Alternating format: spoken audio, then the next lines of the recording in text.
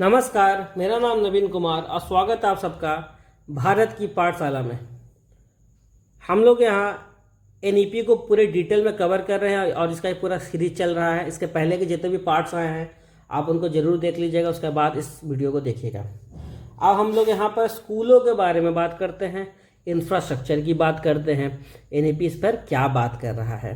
देखिए, सर्व शिक्षा अभियान या समग्र शिक्षा जो है वो एक्सेस को बढ़ा दिया, यानी अब बच्चा एडमिशन ले रहा है, जो 1 क्लास 2 क्लास वगैरह में बच्चा एडमिशन ले रहा है, लेकिन इसके कारण जो है ना बहुत छोटे छोटे स्कूल बन गए। छोटा लेवल जो बिल्डिंग वाला स्कूल बना हुआ है वहाँ पढ़ाई चल रहा है, न ग्राउंड है न कुछ है, बच्चों को छोटा बिल्डिंग बना दिए, क्योंकि उसमें था ना कि आपको हर 1 किलोमीटर में स्कूल होगा, उसका अलग अलग रूल है। छोटा छोटा बिल्डिंग बना दिया और वहीं पर शिक्षा चल रहा है। तो 28% प्राइमरी और 14.8% अपर प्राइमरी स्कूल में 30 से भी कम बच्चा है। बताइए, पूरे स्कूल में 30 से कम बच्चा। एवरेज स्टूडेंट जो है हर क्लास में यहाँ पर 14 है, कहीं पर 6 से भी कम है। तो 2016-17 में करीब 1,08,017 सिंगल टीचर स्कूल थे, यानी ऐसे स्कूल थे जहाँ पे एक ही टीचर जो है सारे क्लास में पढ़ा रहा है। और क्लास क्या, एक ही हॉल में पढ़ाते हैं, क्योंकि कैसे पढ़ाएंगे वो, एक हॉल में कोई 1 क्लास का है, कोई 4 क्लास का है, लेकिन जैसे तैसे चल रहा है। और मेजोरिटी प्राइमरी स्कूल में स्थिति देखने को मिलता है। मत चाहिए, जहाँ पे बेसिक बनना है, जहाँ पे फाउंडेशन बनना है, जहाँ बच्चा सीखेगा कैसे लिखना है, कैसे पढ़ना है, और उसके बाद वो आगे जो है कुछ कर पाएगा, यहाँ पर फाउंडेशन ही खराब बना दिए। तो फाउंडेशन जब खराब हो गया तो आगे बेचारा कैसे पढ़ेगा, तो ये समस्या यहाँ पर है। चैलेंजेस देखिए क्या है स्मॉल स्कूल का। इकोनॉमिकली सब और ऑप्टिमल है, ऑपरेशनली बहुत मुश्किल है। एक तो छोटा स्कूल बना दिया, एक टीचर हायर करो, कम बच्चे आ रहे हैं, पैसा दो, सैलरी दो, अलग अलग स्कीम दो, बच्चा को सीख भी नहीं रहा है, पैसा भी बर्बाद, टाइम बर्बाद। एक टीचर को, अब एक ही टीचर बहुत सारे सब्जेक्ट पढ़ा, अगर एक्सपर्ट नहीं भी है तो भी पढ़ाएगा। फिर और भी चीज़ें, म्यूजिक है, आर्ट है, ये सब तो होता ही नहीं, स्पोर्ट है, ग्राउंड ही नहीं है, कहाँ पे होगा। तो उस लैब नहीं है, लाइब्रेरी नहीं है, तो बच्चा का ऑलराउंड डेवलपमेंट थोड़ी ना हो रहा है, बहुत समस्या है। फिर आइसोलेशन यहाँ पर नेगेटिवली अफेक्ट कर रहा है टीचर को, स्टूडेंट जो है वो गवर्नेंस, यहाँ पर आइसोलेशन हो गया है। एक छोटा स्कूल है जिनके 30-40 बच्चा है, एक टीचर है, और क्या उसको कोई शिक्षा व्यवस्था ही नहीं है, एकदम घटिया है। आप घूमिए यहाँ बिहार में आइए और वहाँ पर देखिए कितना स्कूल आपको ऐसे दिखेगा। रास्ता में जाएंगे, छोटा को बिल्डिंग बनने वाला ऐसे स्कूल है, कहीं 100 बच्चा है, कहीं 50 बच्चा है, कहीं 150 बच्चा है, कहीं 30 बच्चा है, टीचर कहीं 1 है 2 है। तो ये स्थिति है और इसमें दिक्कत है, यहाँ पर पढ़ाई अच्छा नहीं हो पाता है और लिमिटेड इम्पैक्ट है। ठीक है, अब यहाँ पर क्या करें, एक ऑप्शन यहाँ पर तराशा गया है कि स्कूल को क्या कर दिए, कंसोलिडेट कर दीजिए, मतलब मर्ज कर दीजिए। मर्ज ऐसा तो है नहीं एक स्कूल यहाँ पर है दूसरा स्कूल वहाँ पे है। मर्ज का मतलब यहाँ पर ये बात से लिया गया है कि आप एक ऐसा बिल्डिंग लीजिए, बनाइए कि जिस थोड़ा बड़ा रहे, एरिया भी ज़्यादा रहे, और जो आसपास जितना भी 4-5 स्कूल होगा उसको एक ही जगह पे ले आइए, वहाँ के बच्चों को एक ही जगह पढ़ेंगे। थोड़ा डिस्टेंस है तो ट्रांसपोर्ट फैसिलिटी दे दीजिए, ये काम कीजिए, आपको ज़्यादा बचत होगा। और यहाँ पर लेकिन ज़्यादा कंसोलिडेट करना भी थोड़ा मुश्किल है, स्ट्रक्चरल प्रॉब्लम आता है, तो केयरफुली प्लानिंग करना पड़ेगा, इनोवेटिव अप्रोच रखना पड़ेगा, तब जाकर कुछ होगा, वरना यहाँ पर दिक्कत तो है ही। फिर आगे स्कूल कॉम्प्लेक्स क्लस्टर, एक ऑप्शन यहाँ पर स्कूल कॉम्प्लेक्स क्लस्टर का बात एनईपी करता है। उसमें क्या होगा कि एक अब स्कूल कॉम्प्लेक्स में टीचर हायर हो जाएगा, एडुकेट टीचर है, काउंसलर है, सोशल वर्कर है, सारे सब्जेक्ट का। अब मान लीजिए एक एरिया है, वो एक एरिया में मान लीजिए 5-6 स्कूल है, जो कि 4 से 5 किलोमीटर के डिफरेंस में सारे स्कूल पढ़ते हैं, तो उसका एक स्कूल कॉम्प्लेक्स होगा। और वहीं जो कि टीचर जो हैं 2 दिन इस स्कूल में जाएंगे, 2 दिन कहीं और जाएंगे। इससे क्या होगा कि अच्छा क्वालिटी वाले टीचर सारे स्कूल को मिल रहा है। कहीं पे लाइब्रेरी है, कहीं पे लैब है, तो दिन बांट दिया जाए कि आप इस दिन आकर यहाँ जो लैब यूज कीजिए।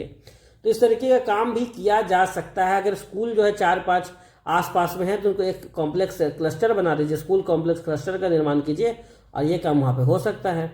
कम्युनिटी यहाँ पे जब आप बिल्ड कर सकते हैं प्रोफेशनल डेवलपमेंट के लिए, एग्जीबिशन, स्पोर्ट नीट, तो यहाँ पर बात किया जा रहा है कि स्कूल कॉम्प्लेक्स क्लस्टर यहाँ पे बनाया जाए। अब स्ट्रक्चर क्या होगा, स्ट्रक्चर क्या होगा कि एक सेकेंडरी स्कूल होगा, ठीक है, और साथ में ऑल लोअर ग्रेड स्कूल होंगे, ठीक है, जो 5 से 10 किलोमीटर के रेडियस में होंगे, आंगनबाड़ी को भी इंक्लूड कीजिए, ठीक है, सब मतलब एक क्लस्टर का हिस्सा होंगे। और यहाँ पर इसको एजुकेशन कमीशन जो 1964-66 में तो वो इसका पे बात किया था, लेकिन उसमें इसको नहीं इम्प्लीमेंट किया। अब जो है इसको इम्प्लीमेंट करने का बात हो रहा है। इसका एम ये है कि ग्रेटर रिसोर्स इफिशियंसी होगा। मान लीजिए एक स्कूल के पास कुछ है, दूसरा स्कूल के पास कोई बढ़िया टीचर है, तीसरा स्कूल के पास अच्छा बढ़िया लैब है, किसी के पास बढ़िया लाइब्रेरी है, तो आपस में शेयर कर लीजिए, कोऑर्डिनेट कर लीजिए और साथ में मिलकर पढ़िए। तो छोटे स्कूलों के लिए यहाँ पर यह बात किया जा रहा है। तो ये है, यहाँ पर साथ में आईसीटी टूल को आप शेयर कर लीजिए, ताकि अगर फंड की कमी हो, फंड का कमी हमेशा रहता है। यहाँ तो एजुकेशन में क्या ही फंड देते हैं, सरकार तो कुछ खर्चा नहीं करना चाहता, तो शेयरिंग का यहाँ पर बात हो रहा है। फिर बेनिफिट क्या होगा स्कूल कॉम्प्लेक्सेस का? बेनिफिट होगा कि जो चिल्ड्रन विद डिसेबिलिटी उनको अच्छा सपोर्ट मिल जाएगा, ज़्यादा क्लब होगा, आर्ट होगा, स्पोर्ट होगा, एकेडमिक इवेंट होगा, अलग अलग तरीके से बच्चा सीख पाएगा। ऐसा नहीं कि वो बस क्लासरूम है, टूटा हुआ बेंच है, टूटा हुआ बोर्ड है, ऐसा नहीं रहेगा, आपस में शेयर करके चीज़ें चलेंगे। और इम्प्रूव इनरोलमेंट होगा, अटेंडेंस और स्टूडेंट का परफॉर्मेंस भी बढ़िया होगा। स्कूल कॉम्प्लेक्स मैनेजमेंट कमेटी जो है वो रोबस्ट लोकल गवर्नेंस को भी लेकर आएगा। अब एक गवर्नेंस एंड ऑटोनॉमी की बात करते हैं, तो यहाँ पर डिस्ट्रिक्ट डीएससी जो है वो डेवलप करेंगे authority to school complex acting as semi autonomous unit की तरह काम करेंगे। ठीक है, मतलब जो डिस्ट्रिक्ट सेकेंडरी एजुकेशन जो है उसका यहाँ पे बात हो रहा है। और डीईओ और बीईओ यानी जो डिस्ट्रिक्ट एजुकेशन ऑफिसर और ब्लॉक एजुकेशन ऑफिसर होंगे वो इंटरैक्ट करेंगे इन कॉम्प्लेक्स के। मतलब अभी क्या होता है कि एक बीईओ जो है, बीईओ जो क्या करते हैं अभी जो है हर ब्लॉक के हर स्कूल में जाएंगे, ठीक है, उसको देखेंगे, तो उनके लिए बहुत काम हेक्टिक हो जाएगा। एक ब्लॉक में तो बहुत स्कूल होता है, तो क्या होगा ये ज़्यादातर स्कूलों को एक कॉम्प्लेक्स में जोड़ दिया जाएगा। क्योंकि समझिए बात को थोड़ा सकता है कॉम्प्लेक्स लगे, तो मान लीजिए हम बात की कि मान लीजिए 5 किलोमीटर के रेडियस में मान लीजिए 15 स्कूल है, तो ये 15 स्कूल जो है इसको मिलाकर एक कॉम्प्लेक्स बनाया जाएगा। ये जो कॉम्प्लेक्स है, ठीक है, ये कॉम्प्लेक्स ध्यान रखेगा ये 15 स्कूल में सही से पढ़ाया हो रहा है कि नहीं, क्या समस्या है, क्या समस्या आ रहा है ये। और इस कॉम्प्लेक्स को ध्यान रखेगा बीईओ ध्यान रखेगा। अब बीईओ के ऊपर बैठा है डीईओ। इस तरीके से सारा ये अपना रिपोर्ट कॉम्प्लेक्स को देगा, कॉम्प्लेक्स अपना रिपोर्ट इसको देगा, इसका अपना रिपोर्ट इनको देगा। इससे क्या होगा, इससे ये हो जाएगा कि सही से मैनेजमेंट हो पाएगा। एक आदमी के लिए बहुत हेक्टिक नहीं हो जाएगा हर स्कूल में जाकर देखना। तो कॉम्प्लेक्स का जिम्मेदारी हो जाएगा कि आप 15 स्कूल को देखिए कि सही से काम चल रहा है कि नहीं, उनको कुछ सामान चाहिए तो आप दीजिए, रिसोर्स से हेल्प कीजिए। वहाँ के टीचर जो है अलग अलग स्कूल में घूम कर यहाँ पर क्लास भी ले सकते हैं, किसी कहीं पे 1 दिन ले लिए, कहीं पे 2 दिन ले लिए, ज़रूरत के हिसाब से ये काम हो सकता है। तो यहाँ पर डीओ वगैरह को भी यहाँ पे काम दिया जाएगा। तो देखिए ज़्यादातर तो करप्ट रहता है। हम तो खुद अपना एग्जाम्पल बताते हैं आपको। तो हम इंटर्नशिप कर रहे थे, जब बीएड हम अपना कर रहे थे, तो वहाँ हम इंटर्नशिप के दौरान देखे एक आए थे बीईओ थे, वो ब्लॉक एजुकेशन ऑफिसर थे। तो जितने भी स्कूल में टीचर सबसे 1,000 रुपये लिए ताकि उनका रिपोर्ट अच्छा जाए। तो करप्शन बहुत है, तो ये है समस्या, बहुत सारा समस्या कि जो बीईओ हैं, डीओ हैं, बहुत करप्ट हैं। अब मेजोरिटी को हम करप्ट ही देखे हैं। तो इन लोग सही से काम कर नहीं रहे थे, इन पर जिम्मेदारी, इनको अच्छा से इनको मतलब मजबूत तरीके से इनसे डील किया जाएगा, अच्छे स्ट्रिक्टली डील किया जाएगा, तब बेहतर आउटकम आ सकता है। और कॉम्प्लेक्सेस जो बनाए जाएंगे वो आपको पेडागॉजी को इनोवेट कर सकते हैं and curriculum with NCF SCF guidelines के हिसाब से। और डीएससी फोकस करता है एग्रीगेट गोल, इंप्रूविंग सिस्टम वाइड इफेक्टिवनेस पर यहाँ पर बात करता है। अब planning in school complexes, school जो है यहाँ पर क्रिएट करेगा school development plan with SMC involvement. SDPs form the basis for school complex and cluster development plan.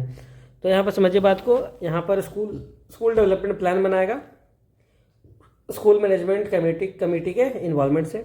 ये SDP जो है बेसिस बनेगा स्कूल कॉम्प्लेक्स के डेवलपमेंट प्लान का, ठीक है। तो और plan cover human resource, learning, physical resource, teacher development, educational, मतलब अपने में ये कॉम्प्लेक्सेस क्या कर लेंगे, एक दूसरे से बातचीत कर लेंगे, एक दूसरे के लिए प्लान बना लेंगे और उसको फॉलो करेंगे ताकि बेहतर आउटकम निकल कर आए।